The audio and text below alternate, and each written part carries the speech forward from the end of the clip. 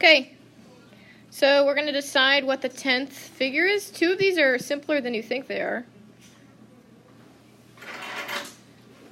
The 7th figure in the pattern matches a previous figure.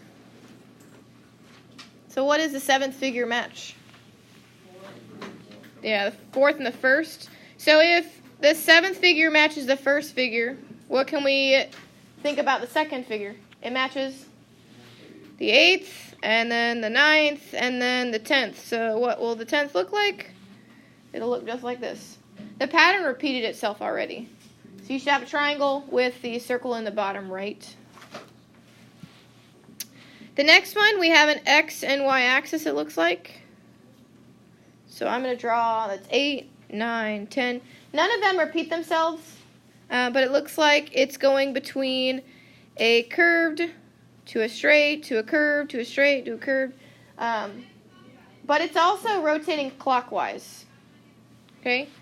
So curved, straight, curved, straight, curved. So what will I have in my next? I'm going to have a straight, and it'll be in the very next quadrant. So the next one will be curved. Can anybody guess if it's going to curve up or curve down? It's going to curve down. Because it goes down, down. You see how it's pointing down? Down, down, and then it went up, up, and then so that it would go down again. It's not necessarily that it matters at this point because we want the 10th. And the 10th will be a curved or a straight line. It'll be straight, and it'll be in the 4th quadrant. It should look like this. And then the last one, again, does the 7th figure appear previously in the pattern? Yes, when is it? The 1st. So if this matches the 7th, this matches the 8th, this matches the 9th. So the 10th should look like this. 2 triangles, a circle, and a square. So this whole lesson is about inductive and deductive reasoning. And you'll see why we just did what we did. It's not out of place. It deals with inductive reasoning. But the first word we're going to talk about, it's at the middle of your page, is a conjecture. A conjecture is an unproven statement based on observations. So it's an unproven statement based on observations. You do them all the time. You just don't realize that you are. So a conjecture would be, Landon does really well on his geometry tests. So what can we assume on his next geometry test? He's going to do really well. Okay, that's an observation. It's not proven because, he could have an off day. What are other observations we make about people? Any we can make in this class that are nice?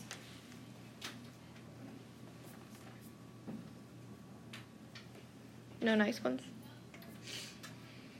My mom is late to pick me up every day, so tomorrow I'm going to assume she'll be late to pick me up.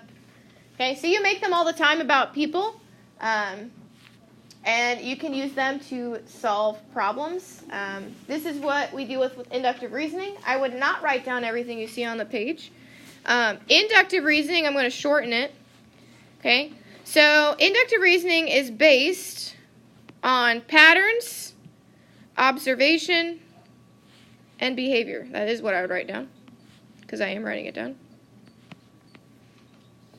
So it's based on patterns, observations, and behavior. So when I say my mom is late every single day, I've observed her be late. It's her behavior to be late, so I'm going to assume that she'll be late again, which is also a pattern. Other patterns. I don't know. Xander, do you wear that sweatshirt every day? Yes, Mom. Okay, so Xander wears that sweatshirt every day. So tomorrow I'm going to assume that he will wear the sweatshirt again. Okay? So the process for inductive reasoning, you're just going to write down the 3 steps. You don't have to write down what's below it. Because you do this by yourself. You look for a pattern. Sometimes you don't really have to look. You just kind of see the pattern. In real life, you just see patterns unless you're the most unobservant person in the world. This goes on your notes. See how it says number 1 on mine? It says number 1 on yours. When I coach, if my team has a really good warm-up, they don't play well at the beginning of the game. I don't know why. It's a pattern I've observed. It's an unfortunate one. So once you look for that pattern, you make a conjecture. So once I see that my girls are having a really good warm-up, I am making a conjecture in my mind. I'm assuming they're not going to do very well at the start of the game, because that's what's happened in the past. Okay, so look for a pattern, make a conjecture, and then you're going to verify that statement. So that one really deals with math, not necessarily the world. So look for a pattern, make a conjecture, and then you're going to verify the conjecture. And we're going to do that. I believe we'll do that on page 2, not on page 1. Page 1 will just have terms on it, really. We're going to go to page 2, describing a visual pattern.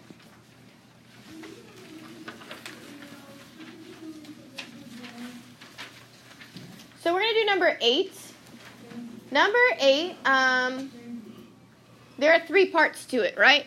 There's the outward shape that's changing. There are the arcs. So the outward shape is changing.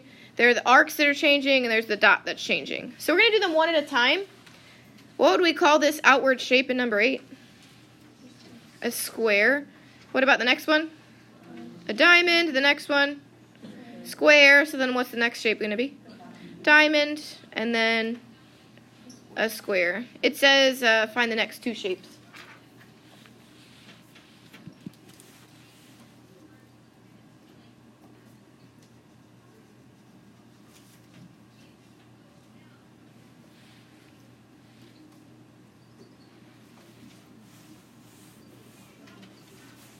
So now we're going to do the arcs. I'm going to show you with a sticky note kind of how the arcs work.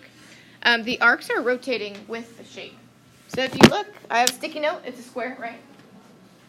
Okay. So it rotates. So where are the arcs going to be in the next picture? No. So I'll do it again. So the top left, it's in the middle. Top right, it'll be in the middle again before it's in the bottom. Okay, so it's rotating with the shape. Does everyone see it? I'm rotating it a certain amount of degrees every time. Probably 45 degrees. Last thing to do is the dot. This one is actually highly debated with everyone. So on standardized tests, like your SAT, your ACT, things like that, what does every question look like? Like my questions on math are, they ask the question and then you write a bunch of work and then you circle your answer. How do you circle your answer on a standardized test? You bubble it in because it's what kind of test? It's a multiple choice test, y'all. So you would have choice A, B, C, or D. So you need to pick the one that matches. There are really 2 options for the dots. Can anybody guess the 2 options or one of the options? So the one I would do is the one Avery's saying. So this is next to the arcs. This is across from the arcs. This is next to the arcs. So I would assume across from the arcs and then next to the arcs. Yeah. So there's that. Or my previous class had good arguments for why it would be on the bottom like the rest of the shapes. But realistically, you'd be working with multiple choice tests. So you would decide which one based on your choices. Okay, so both really work here. But again, I would prefer, I do this one. What about y'all? What do you think? You would do this one? Yeah. Number 9, we're drawing the next 2 shapes. One of them I pretty much don't draw because it's way too much. You'll see why. How many boxes are on the inside of this square? In this one? 1. The next one?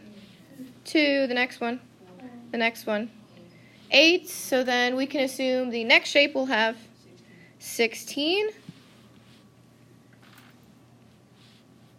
So I split mine up into 4 and then just make 4 long boxes inside. Then how much would the next one have? 32. Ain't nobody got time for that. So we just know that there will be 32 boxes. We don't have to draw them. we're just going to say 32. Is that okay with everyone? Hopefully. You guys are especially quiet today.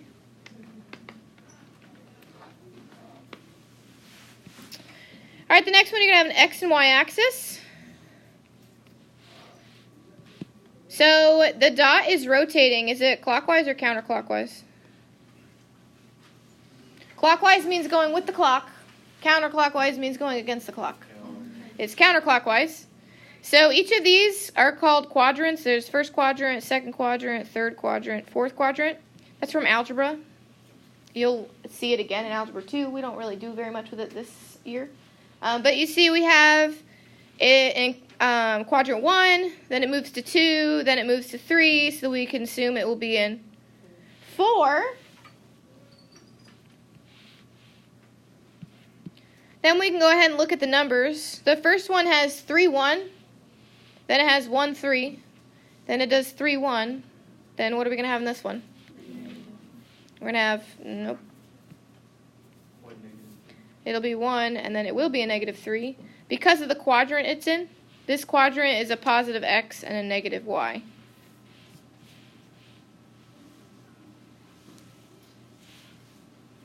The next dot will be in which quadrant?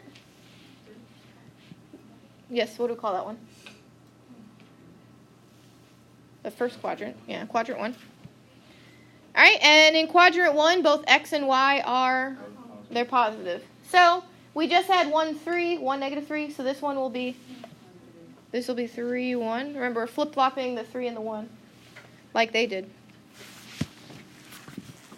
They did, and it repeats itself, yeah. Say 3, 1, negative 1, 3, negative 3, negative 1, 1, negative 3, 3, 1. It actually repeats itself. This matches the first part of the pattern, so it just keep on going from there. So that's your pattern. This next section, we're going to make and test the conjecture. So this is where it applies to math. So you're going to make 3 tests. So go ahead and write test 1, test 2, test 3.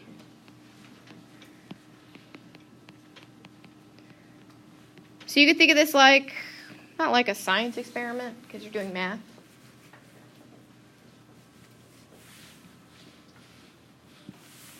We're going to make a conjecture about the sign of the product of any 3 negative integers. What does the word product mean? Answer to what? Answer to multiplication. If you don't remember those words, I would write them down. I will go over them for 2 seconds. So product means the answer to a multiplication. So what do we call the answer to an addition problem? That's the sum. What do we call an answer to subtraction? That's difference. And then the answer to division. Quotient. Good. Did your other classes tell you this, or you guys just are smarter than them? Just smarter. That's good. Okay, so you will need to make sure you know what those words are. We're going to make a test about multiplying how many numbers? It says it. 3 numbers, and all 3 of the numbers are negative. So we're going to do this all together. So let's do 3 negative numbers. Make sure that, let's do small numbers. Someone said 15 and 7 and 9, and I don't want to do that. No, thank you. I can do that. I do not want to do that. We're going to do small numbers. So you want to do what? 1, 2, 3. We can do 1, 2, 3 first. So negative 1 times negative 2 is 2 times negative 3 is negative 6. So that's our first test.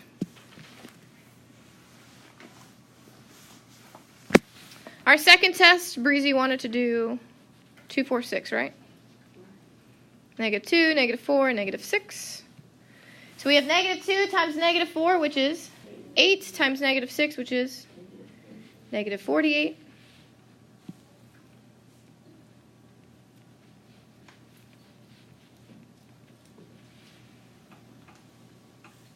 So we have test 1. We just want to make sure we're varying tests. Test 1, we had an odd, an even, and an odd. Test 2, we had all even numbers. So let's do all odd numbers. just so we have a variation. So what odd numbers do we want to do? 3, 7, and what? 9? We'll do 1. You can do 9. What's negative 3 times negative 7? 21 times negative 1 is negative 21. So we have not answered the question yet. We're making a conjecture. A conjecture is an unproven statement. So you're going to make a statement. You are in 10th grade or some variation of that grade. You are capable of full sentences. You are going to write a full sentence. If it's not a full sentence, I'm going to mark it off and keep moving. Okay? Here's how you make the full sentence. They've already started it for you. You're going to start it with the product of any the product of any 3 negative integers is, and we're going to tell our answer. So we're going to write a sentence. The product, so you're writing on your paper. The product of any 3 negative integers is, what do all 3 of them have in common? They're all negative. So the product of any 3 negative integers is negative. That's why we do such a variation, because I've had people say they're all even, which is not accurate. But it's also asking in the question, it asks for the sign. So sign means positive or negative. Okay? So the second, we're doing the same thing. Some people write T1, T2, T3. That is acceptable to me. Test 1, test 2, test 3.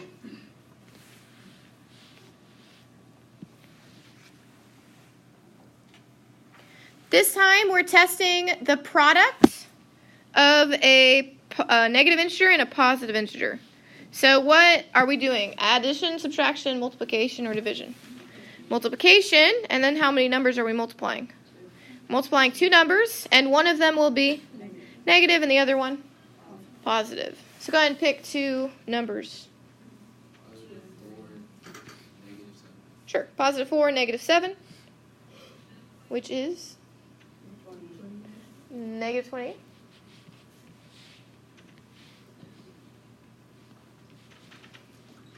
All right, let's pick another variation. Negative 5 and what? Negative 2.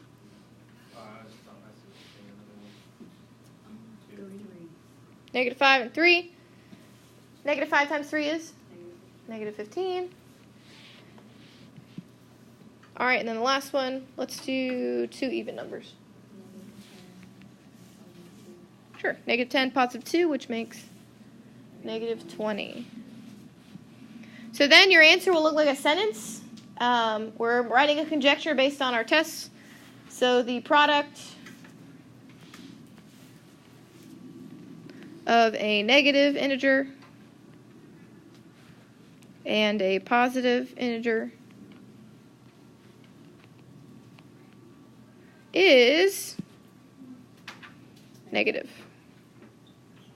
It won't always be about being positive or negative. Sometimes it'll be about being even or odd, things like that. But it will tell you in the problem.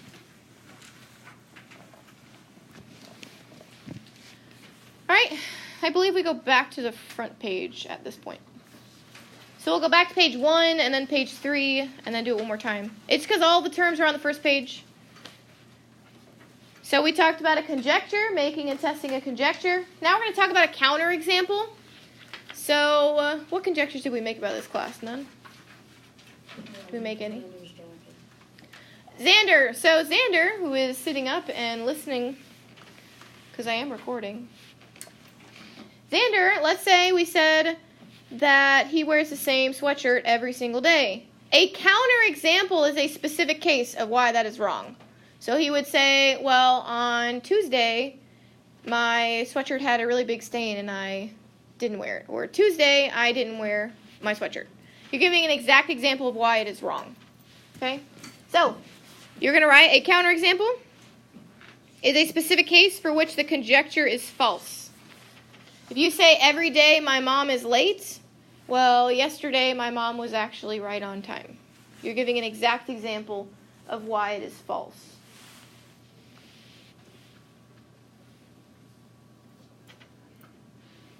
So you're giving a specific case for which the conjecture is false. And then we're back on page 3.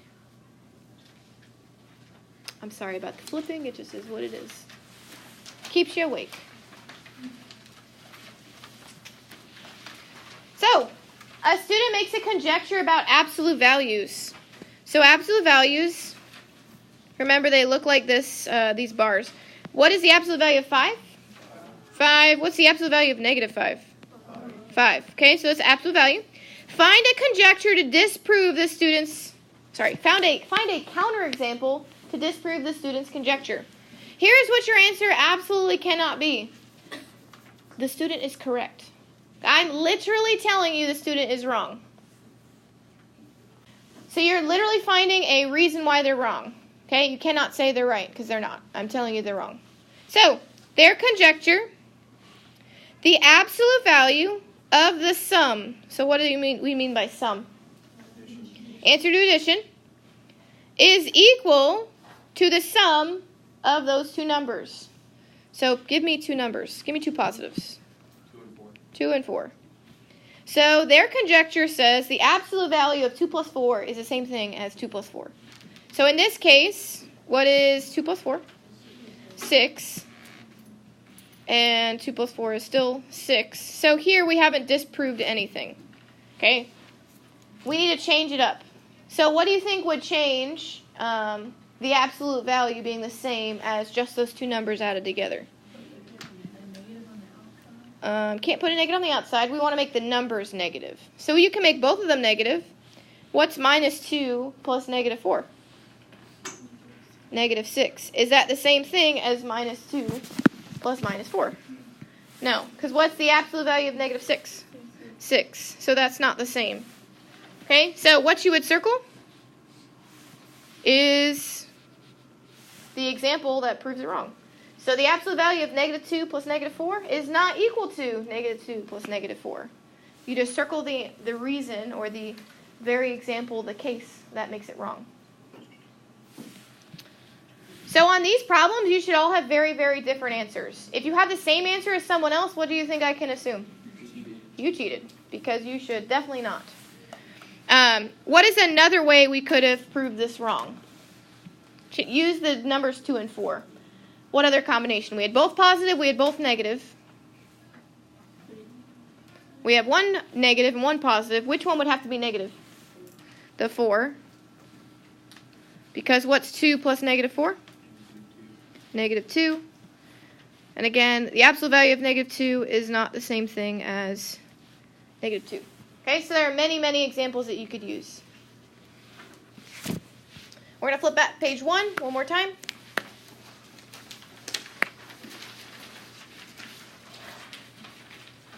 So we said inductive reasoning is based off of what three things?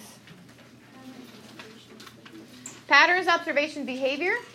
Deductive reasoning is going to be different. So I'm going to give you an example. You could read this one, or we could do one in general. Are you all in 10th grade? What grades are you in? You're in 9th grade? Oh, interesting. Okay, so then, let's talk about ages. Okay, we could assume because they're in 9th grade, they are younger than the students in 10th grade, right? Is that always the case? No. But because of pattern, okay, 9th graders are supposed to be younger than 10th graders. That would be inductive reasoning. I would think that they're younger than all of you guys. Okay, not always true. Deductive reasoning is different. So in the blank for deductive reasoning, you're going to write, if it would let me, deductive reasoning uses facts, definitions, and accepted properties. So facts, definitions, and accepted properties. That goes in the bottom, I believe. Yep. I'll tell you why I use them as an example. They're the perfect example.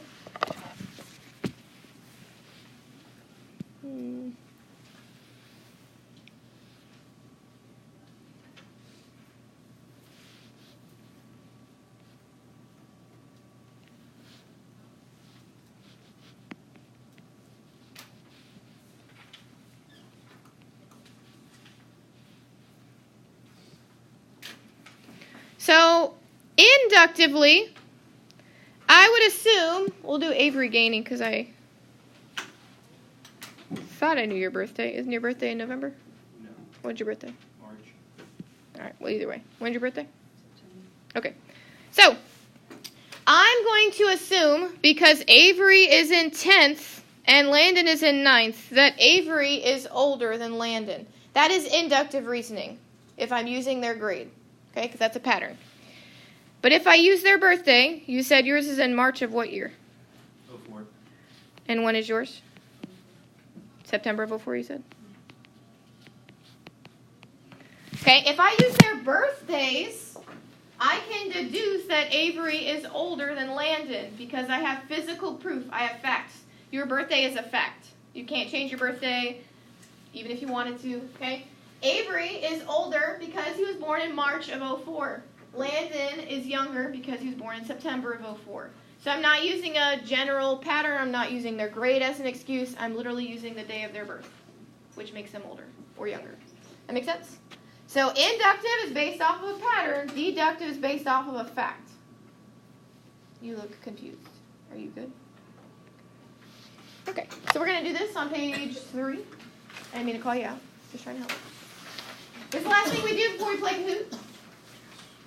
We're going to decide whether inductive reasoning or deductive reasoning is used to reach the conclusion. So whenever you're looking at these problems, you literally want to ask yourself, okay, am I seeing a pattern? Am I observing behavior? Or, for deductive, what do we say deductive uses? Facts. Or am I observing a fact? Okay? So am I watching a pattern or behavior? Or am I looking at facts? Okay? So, letter A. You need a clear mind to read letter A. You take it for as it is. You're a 10th grader, but you want to think, you want to use the information that's right in front of you. Each time Monica kicks a ball up in the air, it returns to the ground. So the next time Monica kicks a ball up in the air, it will return to the ground. Does it use gravity? Does it say anything about gravity? No. Does it say anything about what goes up must come down? No. We're observing, or Monica is observing, every time she kicks the ball comes to the ground. So the next time she kicks the ball, she thinks it's going to come to the ground. This is her watching a pattern. So this would be inductive reasoning. Also to the fact, does it say how old she is? Does it? No. Okay, so if my daughter, who is 2, okay, she kicks a ball, and she loves when it comes back to the ground. It's like rocket science. It's like every time it's a surprise. She doesn't know anything about gravity. She's just observing every time she kicks it up, it comes down. Okay, so that's what makes it inductive. Letter B, all reptiles are cold-blooded. Is this a pattern or is this a fact? That's a fact. Parrots are not cold-blooded. Pattern or fact? That's a fact. So then we can conclude Sue's pet parrot is not a reptile. So what do we think? That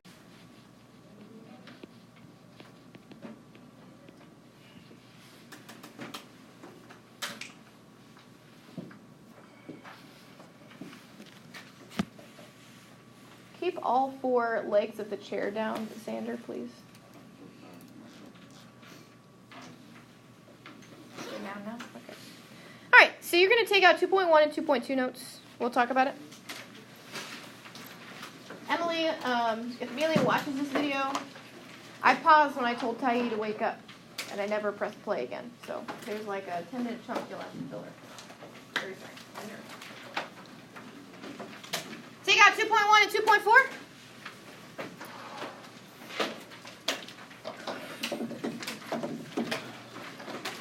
Tonight your homework is to watch and fill out your notes. So the finishing of the notes is tonight.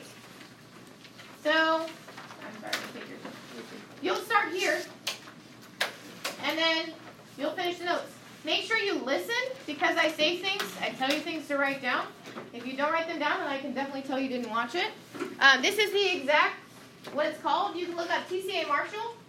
It's literally called Flip Classroom, 919. That's today. That's the video you're going to watch. You're going to fill out the notes. Other ways to find it, other than just going on YouTube. If you go to your homework for tonight and you click it, there is a link. Hey guys. And there it is. So, please make sure you watch it. I can tell when you don't because I can see how many views there are. I'm telling you right now, if there are 20 views and I have 100 students, we are absolutely not playing a game tomorrow. Do we understand each other? So do your part, watch the video. Capiche? Do you need to fill out the notes? Yes, you do. Okay? We're going to play a Kahoot, so before we do,